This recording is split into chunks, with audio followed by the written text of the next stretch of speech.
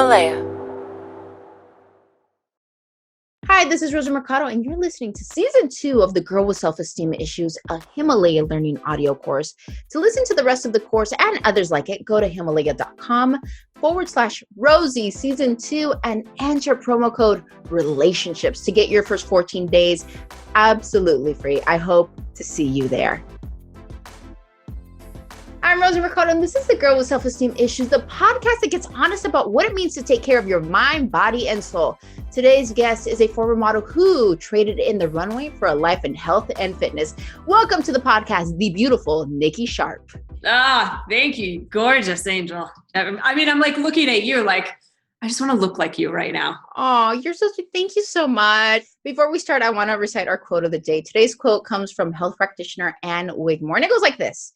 Your health is what you make of it. Everything you do and think either adds to your vitality, energy, and spirit you possess, or it takes away from it. Nikki, what do you think about our quote of the day?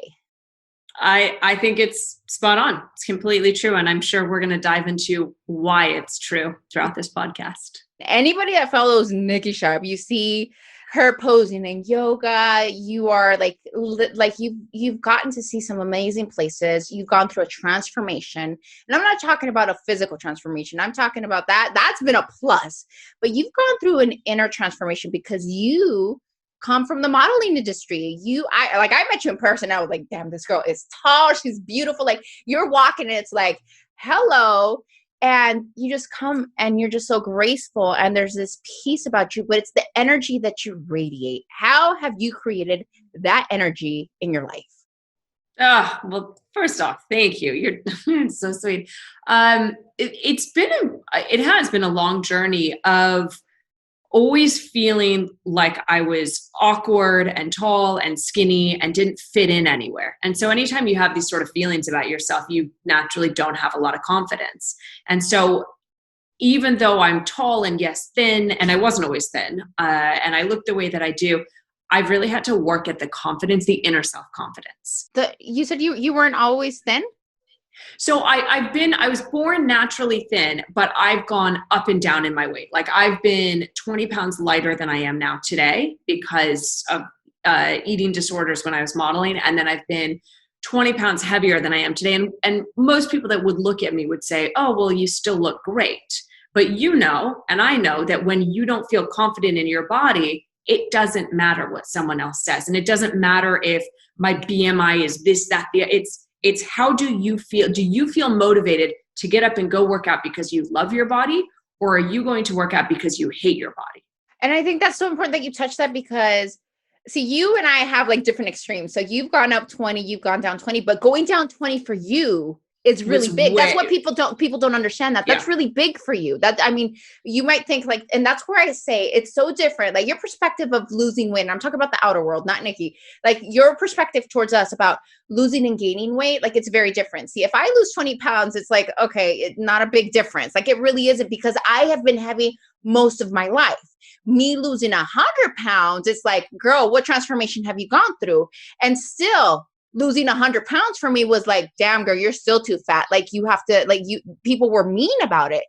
How did you deal when you were in the modeling industry that you did lose those 20 pounds? Because I know that you went through a big transformation. Like it taught you a lot. How was that? Because losing 20 pounds for you puts you on the spectrum of almost being anorexic, right? Like I was. And people don't understand that. It's like you see someone that's thin does not mean that they're not going through shit, does not mean that they're not going through problems. Like, please, people, this is what I love about Nikki. It's like we have different spectrums, but yes, it's a huge impact. Like people need to understand. Watch your words before you judge and say something. 100% go 100%. I mean, the biggest thing is, yes, my body is already thin as it is. But then when you look at my photos during modeling, like I'm 2D, I'm literally 2D. And a lot of people, because in the 90s, there was the heroin chic look because of Kate Moss and all of these girls. And so when I came in, I wasn't being skinny because of the modeling industry, even though you have to be. I was so skinny because I hated myself. And there's a really big difference between losing a few pounds here and there for my body and feeling good about it, or gaining a few, whatever it is, and being 20 pounds underweight and being 90 pounds and stick thin. That is not healthy. That you do not like yourself at that point. And so when when people are going through this, the whole weight battle and body positivity movement, but then someone like me still gets slammed for being the size that I am. And I'm like, it's not your place to judge me no matter what I look. If I gain or lose a few pounds, I'm doing this because that's on me, right? I'm doing this because I want to feel good. And like, I'm doing my 5-day detox right now. And people always say to me, you don't have any weight to lose. And I say, it's not about the weight. It's how I feel. I want to have more energy. I want to wake up feeling good. And so the whole weight thing for me, and this is what I love we're having this conversation, is we are on different sides of the spectrum. And yet we can both kind of meet in the middle and say, it took us a journey to love ourselves. And I could say to what you said that you were too skinny because you hated yourself. I got too fat. Like I gained a lot of weight, and I don't care what anybody says about the word fat. This is in my perspective, my mind, my inner voice. I was 420 pounds, and there was points that, yes, there's moments of happiness that happened during that. But me, myself, my relationship with my body, mind, and soul, I did not like myself. I did not like how I felt. I did not like how I viewed myself. I did not like the inner voice that was inside of my head that talked about my weight. It wasn't what anybody else said. My transformation wasn't about meeting industry standards. It was about raising my own standard in my mind, transforming from the inside out, and understanding that there was just shit that I was dealing with, and I was punishing myself. I was setting aside, getting away from people. And at the same time, like I was self-soothing through eating, and that's not healthy either. It's like, right. Stop eating and really coming from that place, I got to lose weight, and I stop eating is not healthy. And then the other place of overeating, and because I'm trying to self-soothe, is not healthy. So it's like, where do you find that happy balance? And that's what this journey has been about. It's like the relationship with yourself. Oh my goodness. Yes. And that is like the biggest one of our lives. It's the longest ongoing one, because it's from the moment that we kind of get consciousness, that we understand that, we have ability to talk and walk and think thoughts, and until the day that we die. And the profound thing is that even from myself, when I was anorexic for so many years, I started going into binge eating. So then I got binge eating disorder, where I would binge like crazy night after night after night. And I was equally as miserable as I was when I was anorexic, because I was still trying to soothe myself with something else. When I was anorexic, I just didn't eat. I was starving myself of emotions. I didn't want to feel anything. And then when I went to the binge eating disorder, I suddenly wanted to feel everything. And so I ate and I ate and I ate, and that's when I started gaining weight, and my skin got awful. And I was more miserable at that point than I was when I was starving myself, because you're putting in all this extra food and calories and your body can't digest it. And we know that when you're in the sympathetic nervous system, which is fight or flight, your digestive system literally turns off. So you're stressed and you're eating something not so good. And then on top of that, your digestive system shuts down and doesn't absorb any food, doesn't digest it. So it's like this quadruple whammy that you go through. And so even though I haven't lost 100 pounds, like some fitness experts out there, wellness people, I know what it's like to battle the mind and come to a place of, and that's right. Like that's the hardest one. That is the mind. Oh my God. The mind, the inner voice, girl. The inner voice. Oh my goodness. The stories that it tells us, how you yourself tear yourself apart, and you really, God, some of that inner voice is like really like, stop. I don't want to listen to you. That's not my truth. Where is this coming from? And I think really, I don't know if you ever found yourself like, all right, where's this inner voice coming from? Why is it my story? Like, why do I keep saying those mean things about myself? Like, did you ever pay attention to that? Like, what were some of the things that you would say about yourself? Oh God.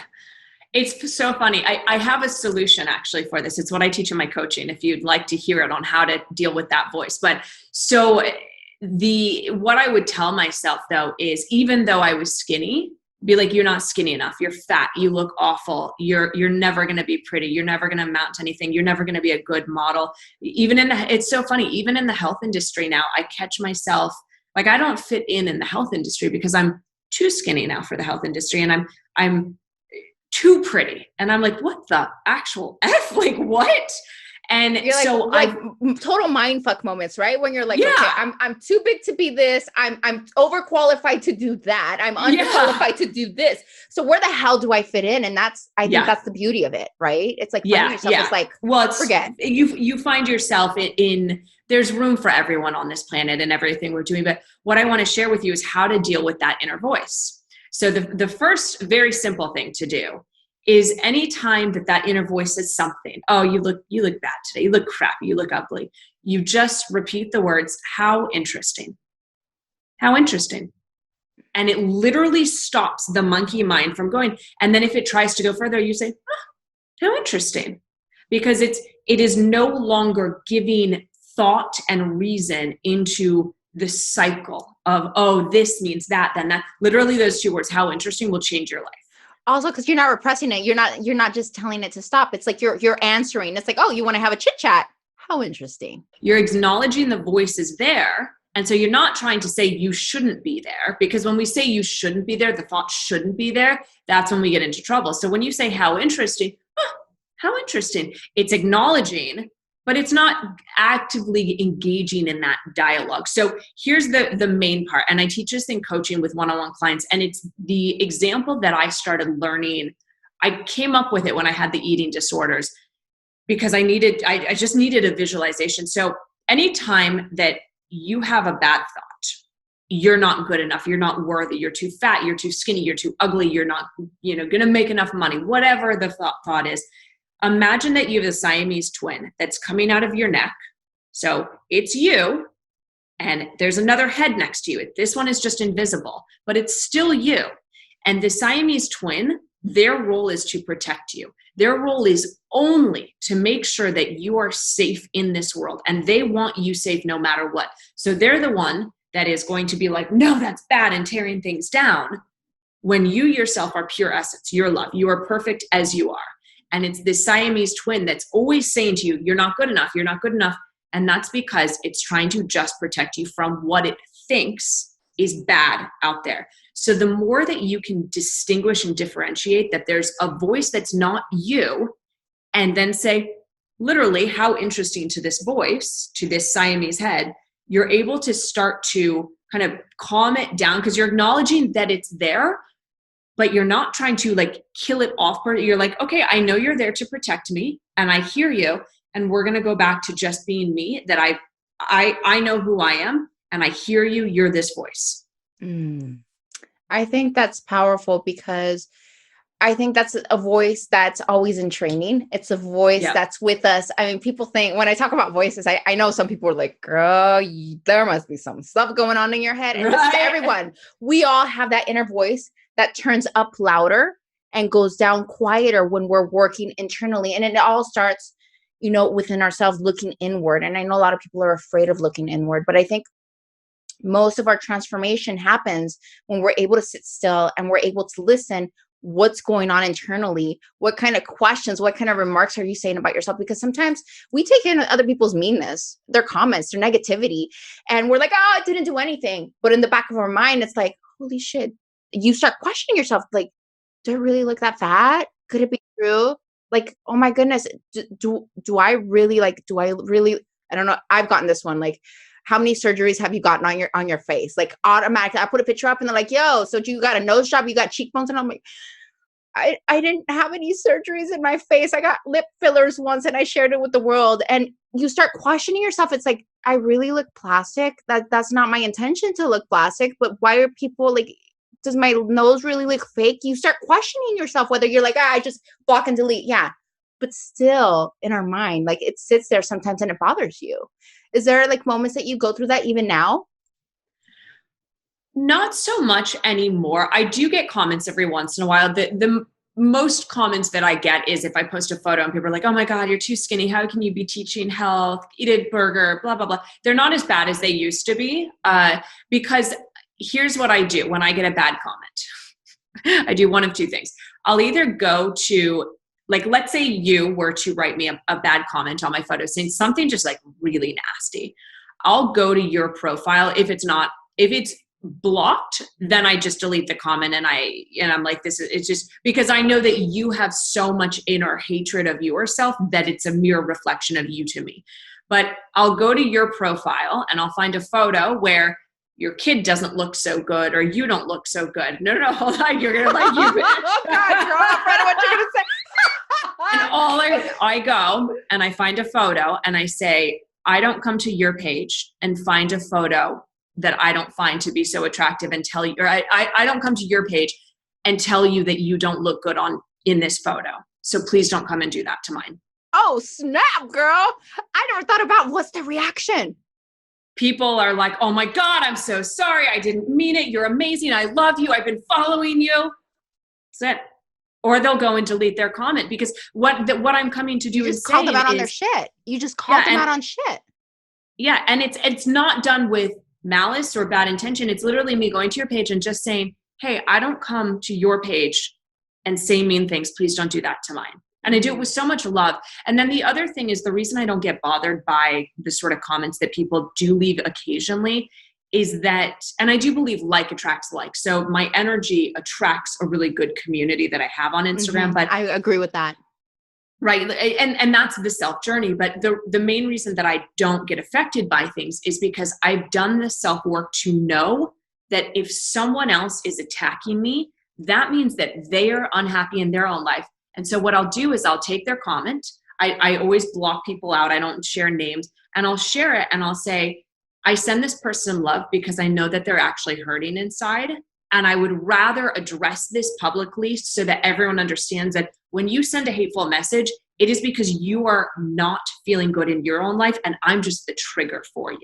Yes. And that just goes to show their personality and their pain.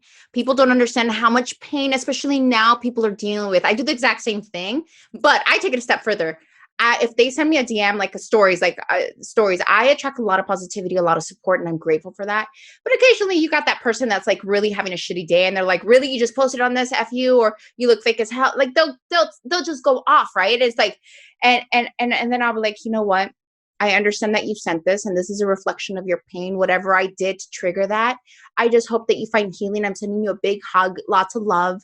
And I hope you find your purpose. And I hope this is like a flag for you to understand that you have some healing to do. I will send them that message. And when they get that message, either they'll tell me one of two things, F off, which I'm like, gracefully leave. There's no more commenting on that or going back. I've done I always say, God used me. You used me in this. I paid it forward. Or they'll say, holy shit, like you were kind enough to answer. And you know what? Yeah. I just got diagnosed with cancer, or, someone just cheated on me. Like you understand why the anger. And then you were like, it had nothing to do with me. It was just a trigger. It never does. It never does. And that's why I don't take things personally, because I'm like, if you're going to come and sit and bash me for anything that I've done, it's not about me.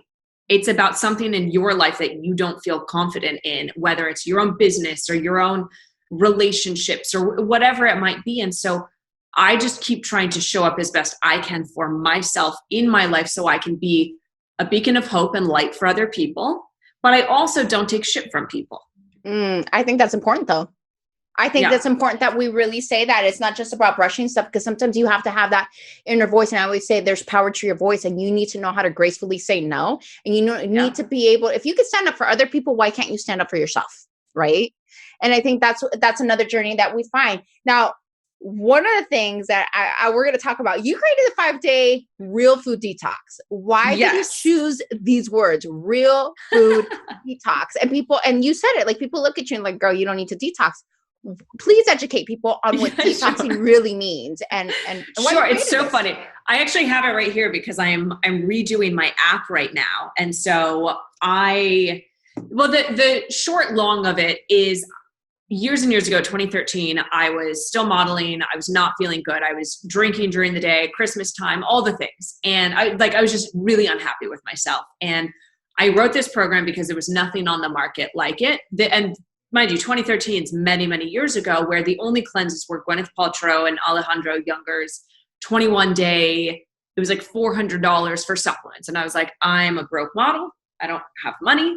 I'm not doing that. I want to eat food. And then Shape Magazine had one that was like eat some salmon and 6 spears of asparagus. And I'm like, yep, no, that's not going to work either because I don't like salmon. So I had been studying nutrition at this point, and I was like, you know what, I'm just going to write my own. And so I did that. I sold it as an ebook, and I didn't sell it. I was like, this knowledge is out there. It's not like I'm recreating anything new. Well, I did actually create something brand new, and still to this day, no one's written anything better. But the basis of it was 5 meals a day for 5 days, because I don't want to juice. And then juicing wasn't a thing back then. Smoothies weren't really a thing back then, but I'm like, I like chewing. I like eating things. I like to eat. I like to eat, right? I'm like, I starved myself for so many years. I don't want to go back to not eating. And so I wrote this plan. It did really, really well. And it used to just be called the 5-day detox because there was no other detoxes on the market. Cut to a few years, sold 100,000 copies of that as an ebook globally, went viral. I mean, it was crazy, the success. Turned it into an app that went #1 in 6 countries, and then turned it into the book. And we distinguished it with real food, because I want people to understand that they are eating things that are good for their body. Your body knows how to digest it because you can pronounce all the ingredients. You can find all the ingredients in your grocery store or at your farmer's market. It's easy, simple food that gives you the results that you're wanting to simplify nutrition, to simplify results that you want. And so I can guarantee results. I mean, hundreds of thousands of people have done this. And for me, when I do it, like I'm doing it right now, and I feel so good. I'm on day 4 of it, and I'm just like, it feels incredible to do this because you're crowding in foods that are good for you, nourishing things, nutrient dense ingredients. And then for 5 days, you take out the things that aren't so good.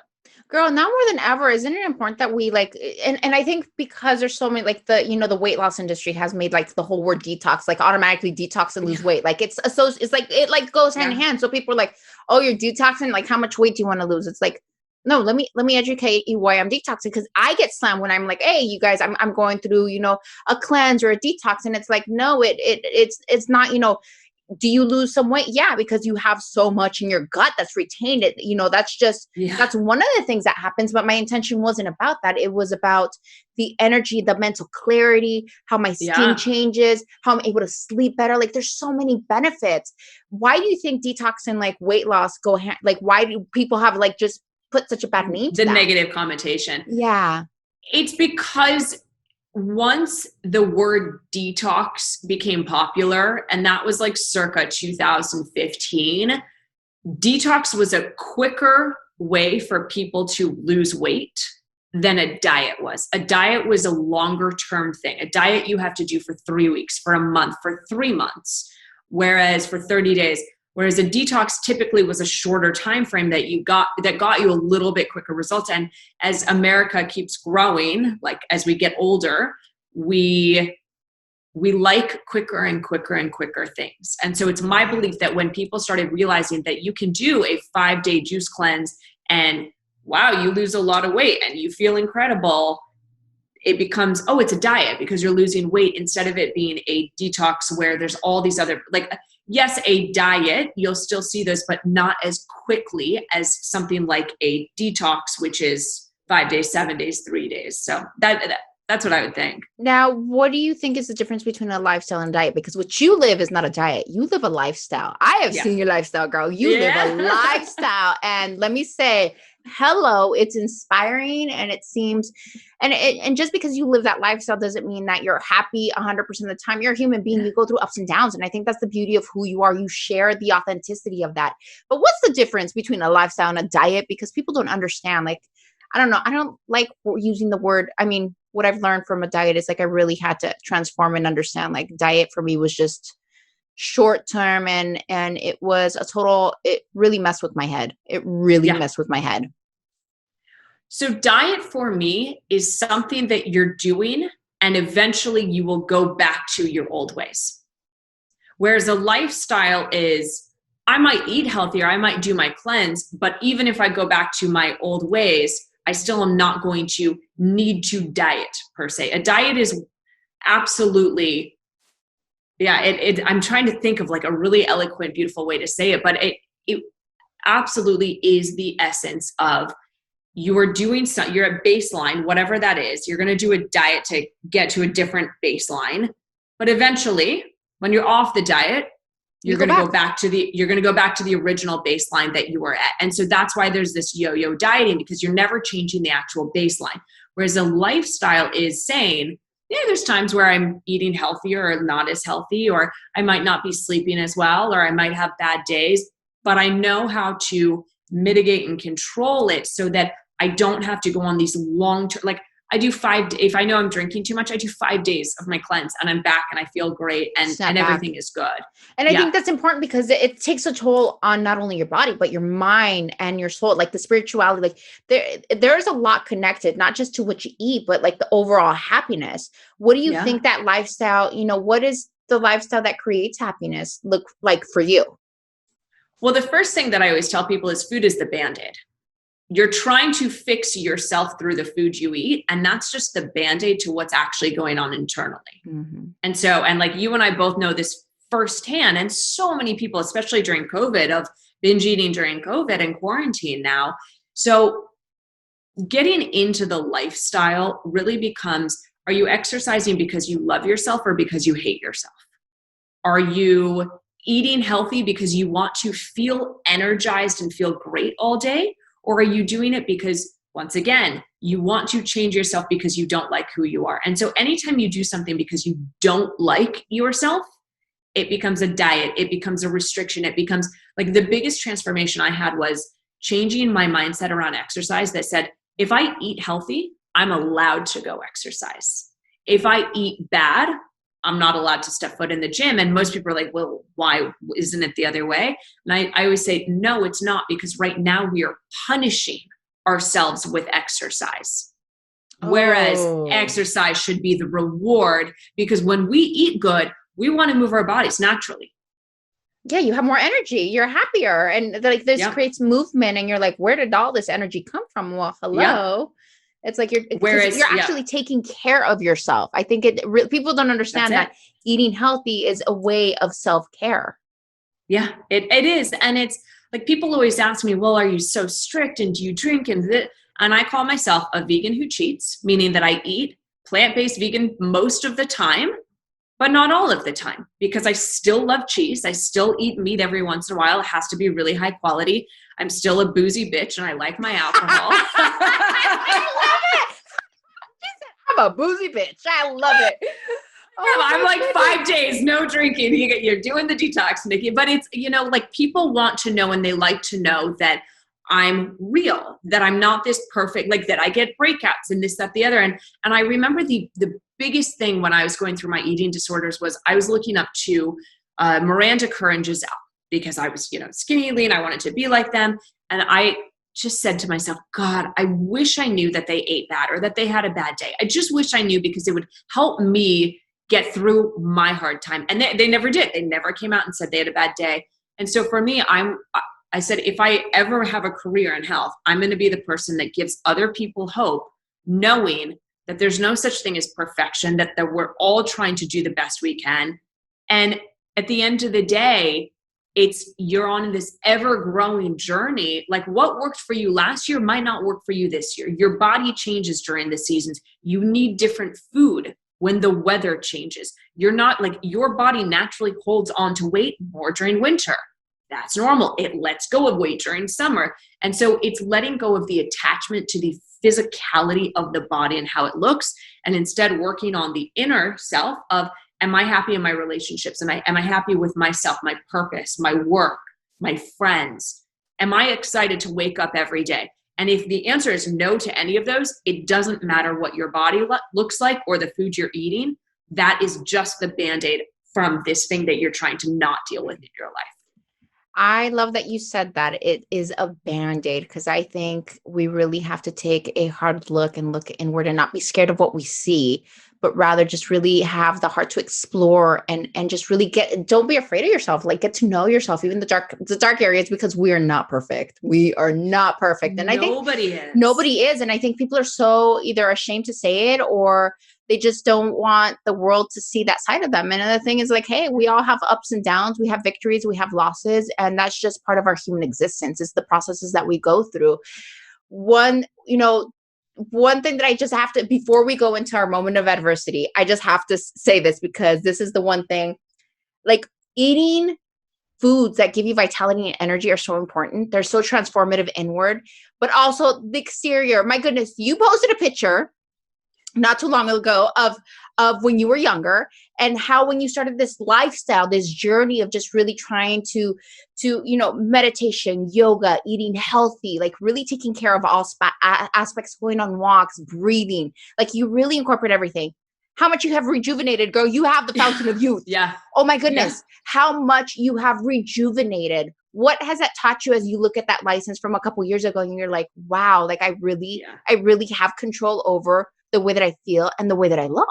I remember when I first started getting into the health industry and learning all of these different things, and I started my detox, and I'd done it a few times.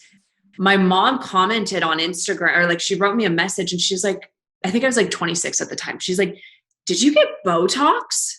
I'm like, no, why?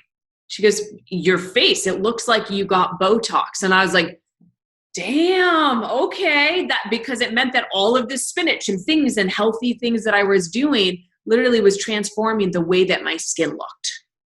And so it is possible to change your skin. And I'm living proof. People don't believe me. I'm like, I had the most horrible skin you can imagine. I was on Accutane 3 times before I was 21.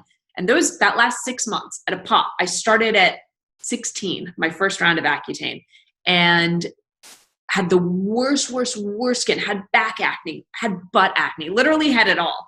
And now people look at me and they're like, there's no way. Like, it is because I eat foods that nourish my body and give me energy. I don't think about, like, when I look at a meal, I'm not like, oh, this is a salad and a diet. I say, will this make me feel energized after I eat it? That's it. Or will it make me feel heavy? It's one or the other. It's your choice. Your choice. Yeah. And so I choose to eat foods that make me feel light and energetic all the time. No, of course not. I'm a human. I like to indulge. But now the difference is when I indulge, I don't binge on things. You don't stay there. Right? I'm able to go there for a moment and then leave because I value how I feel every day. Do I get into depressed moments and weeks sometimes? Of course, that's natural. That's human. Like, it's so funny. Yesterday, I posted a photo sharing that on the day before, I had a really, really hard day. And a bunch of different things piled up. And I was trying to keep myself from crying all day. And then I ended up finally just releasing it. And how good it was, and that we should be like, we really need to learn how to release emotions, because keeping it in is much worse for us. And it was much more eloquent the way I wrote it. Anyways, I get messages from like everybody that day saying, Nikki, are you okay? Are you all right? Like, yeah, why is everyone asking me? And someone pointed out that because my stories and everything are always so positive, and I'm always that beacon of light and hope for people, when I go down, people are like, oh, whoa. And I'm like, but then I always point out very quickly that this is normal. And I'm really glad to be able to point this out so that you don't have a false reality of what life is. I love that.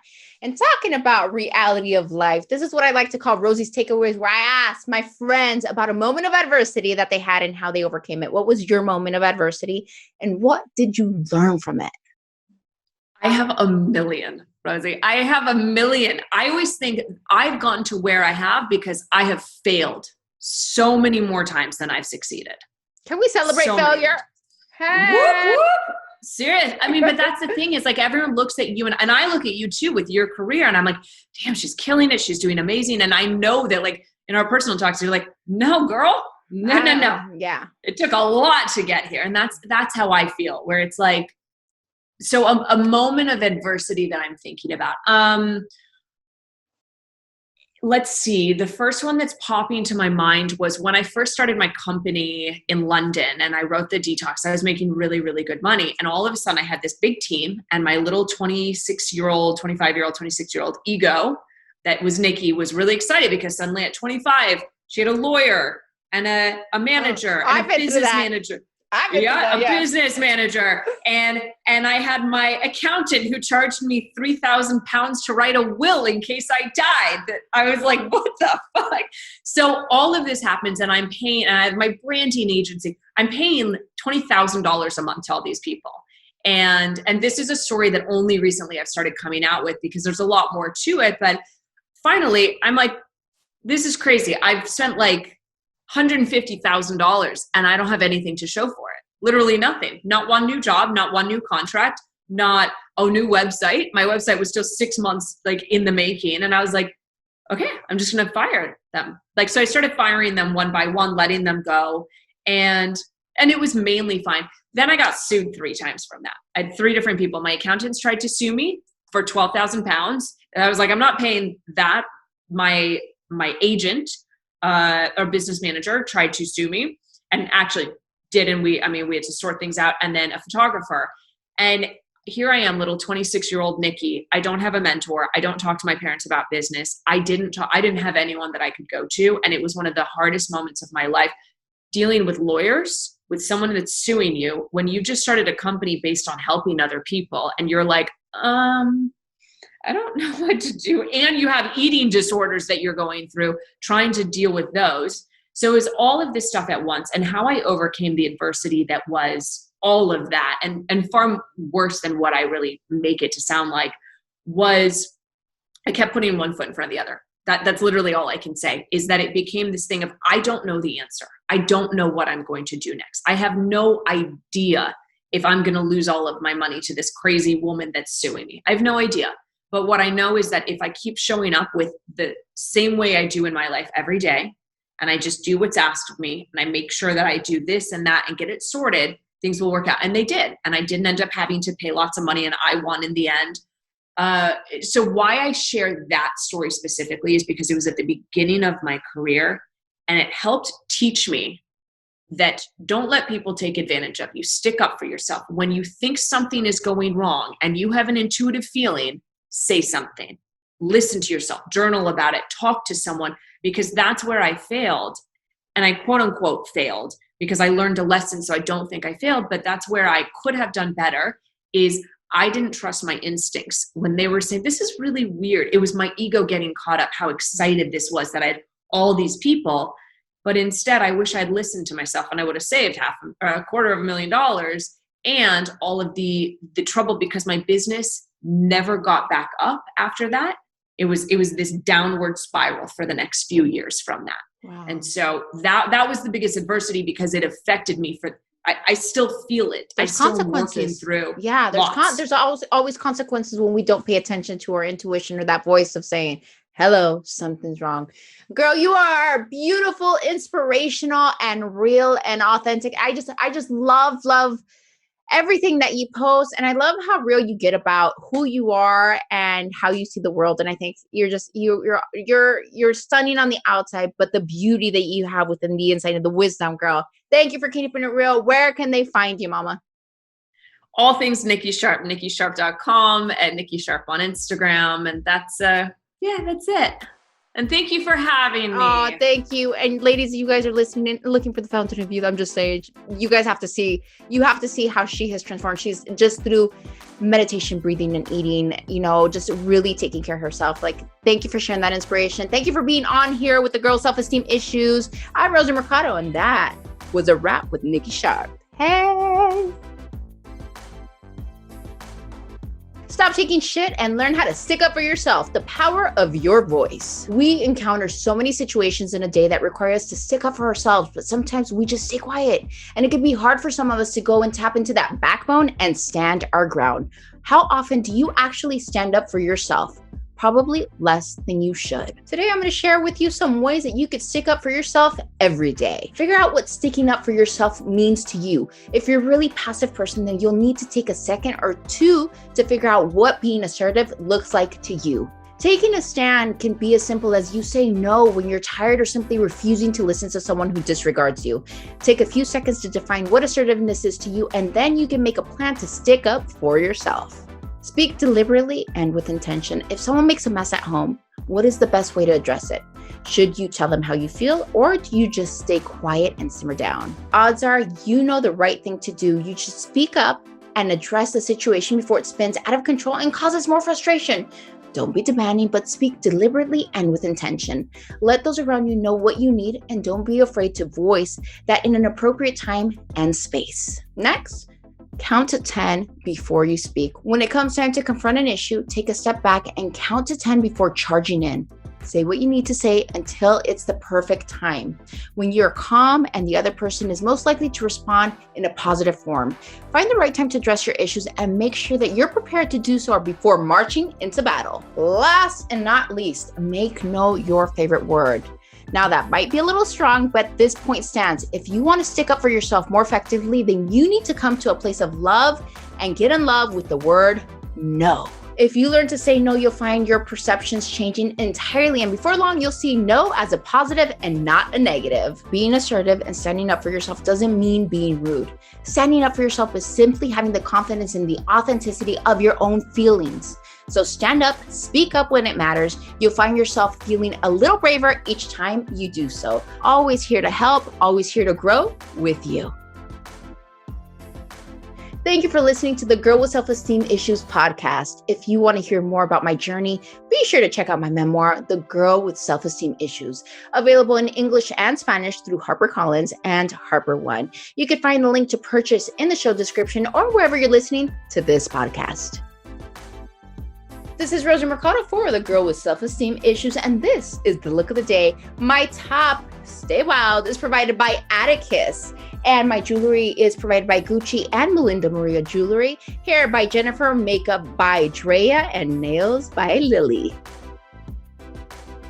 What you just heard was season 2 of The Girl with Self-Esteem Issues, a Himalaya learning audio course. To listen to the rest of the course and others like it, go to himalaya.com/Rosie season 2 and enter promo code relationships to get your first 14 days free. I hope to see you there.